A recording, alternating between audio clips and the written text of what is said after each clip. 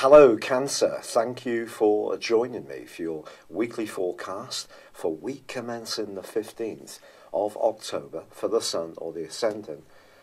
The first 2 weeks of this month have certainly been very intense, with Venus squaring with Mars and also Venus in that retrograde. But last week also saw the square between the new moon and the Sun, of course, and Pluto. Now that really was a blockbuster.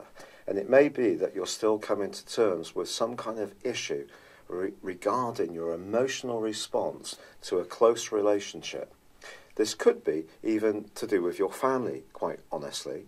And this week, although those two aspects have faded away, Venus does continue to track backwards. And that's given you a lot of food for thought about your creative output, about your attitude to joys of all kinds in life, and of course romance itself. But crucially, Mars is now squaring up with Mercury, which arrived in the sign of Scorpio last week. This suggests that some more intensity or discussions can take place, but one of the key things to avoid this week is jumping to conclusions. Because as this week goes on, Venus actually forges a very positive link to Saturn, and that's going to help you to sort the wheat from the chaff. And then Mercury to Pluto is going to help you to penetrate deeper down into whatever it was last week that was perhaps causing the mischief. But there is a quarter moon this week, so it is going to be important to still try to be as receptive as possible when it comes to emotional interactions with others. The easy thing to fall into with the Sun in the fourth solar house is a more defensive response. It's been a real pleasure being with you. I'd love it if you would like or comment on this video, or if you've yet to do so, please do subscribe to this channel. Thank you. Hello Cancer, thank you for joining me for your monthly forecast for October for the Sun or the Ascendant. The month kicks off with the Sun and Mercury, the planet of communication, in the part of your scope that's to do with security. But it's also to do with your environment. It's also to do with your emotions, to do with family life, and just really feeling comfortable. And there is a quarter moon on the 2nd in your zodiac sign, in Cancer, which squares up with the Sun in Libra. This 4th, 7th energy from the vernal equinox, but from your sign is 1-4, suggests that if something does feel a bit out of kilter in terms of those areas, your personal feelings around this may need to engage in the situation a bit more. I think your feelings are going to be closer to the surface. Someone around you may be a bit moody, maybe a bit tricky to deal with even, but try to engage with them. Now, of course, Venus, the planet of love and affection, is in the most glorious part of your situation in the sign of Scorpio, your sister water sign. But you probably have some awareness, if you're really keen on astrology, that Venus goes into a retrograde on the 5th and is going to be doing so in the sign of Scorpio right through to the end of October. Is this a challenge? Quite frankly, yes, especially as far as your love life is concerned. It's also possible that in terms of your financial situation, if you're someone who's a bit more speculative and entrepreneurial, that there could be some kind of trim back in your situation, or your circumstances may evolve in a way where creativity doesn't flow quite as easily as you would like. And one of the reasons for this is that Venus is going to be clashing with Mars for the first 2 weeks of this month. Now, of course, these two are the duo of love. Venus is the more nurturing, feminine side of relating, and Mars is very much the more masculine, hustle-bustle, sexy side of relating, if you like. But Mars for you continues in the sign of Aquarius, which is very passionate, and it's really a fantastic location if you are wanting to have intimacy or to get closer to someone where the relationship is working well. But if there is a relationship which isn't working so well, and this may have been evoked in some part by Uranus' square with Mars, which went on broadly from the 2nd week of May through till just about the end of last month, that was a real tricky one if it meant that your individuality or your future plans seemed to be compromised by any involvement. Now it's slightly more complex because there's a yearning in you, and in fact Venus square Mars could actually make you feel much more amorous, but it's being amorous in the right situation with the right person, of course.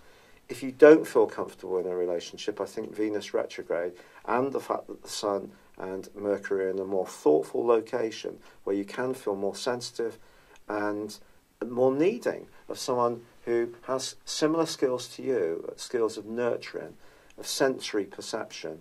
The moon that you have helps you to be receptive, your ruling planet, your guiding light, reception.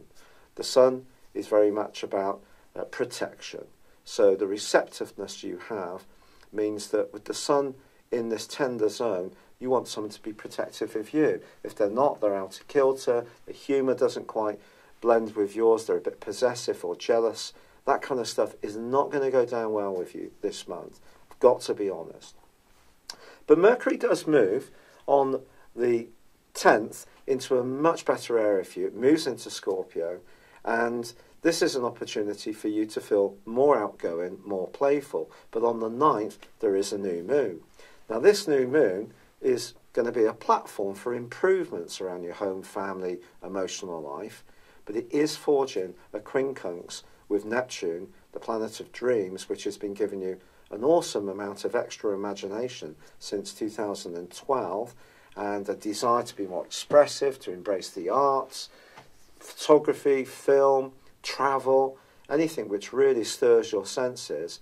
The combination of these two doesn't work quite so well, because something that's very important to you in terms of your emotion can take on an almost heightened sensitivity, which can actually diminish your sense of security and perhaps even the foundations of your world.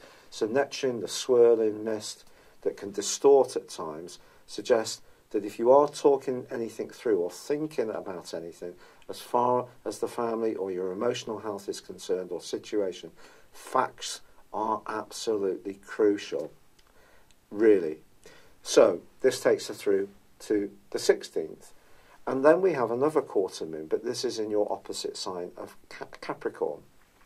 Of course, in Capricorn, you still have Saturn and Pluto. Now, just to let you know, Mars, although it was that aggravant with Uranus right through to the end of last month, it forges a fabulous angle to Pluto in the last 10 days of this month. If you are a business person and you're a real go-getter, if you forge a tie with someone you really click with and you can understand each other's strengths and weaknesses, and you almost have a soul connection, there is something you can achieve of major note in the last third of this month, when your thrust and determination can be absolutely amazing. However, the quarter moon is suggesting to you that when it comes to your relationships with people, it's going to be very important to listen carefully. Although you feel things very often, you're not necessarily someone who finds it easy to talk things through, because you like to reflect and protect. And sometimes that more crab-like response to things can see you a little bit closed. It's not a criticism, a little bit tender about expressing how you feel, because you may feel that that points towards confrontation. But of course, Pluto has been giving you a bit of a push around that since 2008 to not stand up for situations which don't suit your purpose, to lay down your markers about what is and isn't acceptable. And since last December the 20th, Saturn has been reinforcing that principle, making you perhaps even more guarded about who can be good for you and who isn't good for you as far as relationships are concerned. So I think this quarter moon is going to bring up a bit more of that stuff about relationships are the most important area of life for us all, but it's about having the right ones. That doesn't mean to say that they're perfect. It's the ones where people will enter into a spirit of give and take, where there is enough trust to have an openness, to accept that sometimes with some people the way we come across jars, to accept that, to not take it personally, to actually enter into more dialogue, to try to create greater understanding.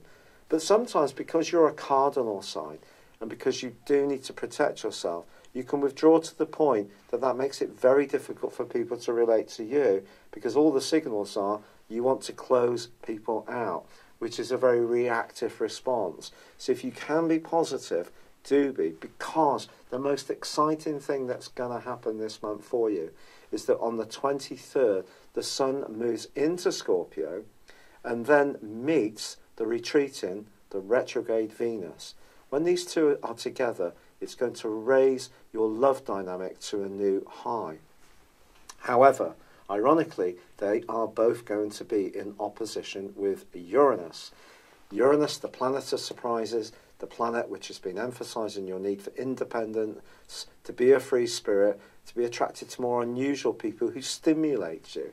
Any relationship which is dull probably isn't going to hang around too much in your life beyond November this year.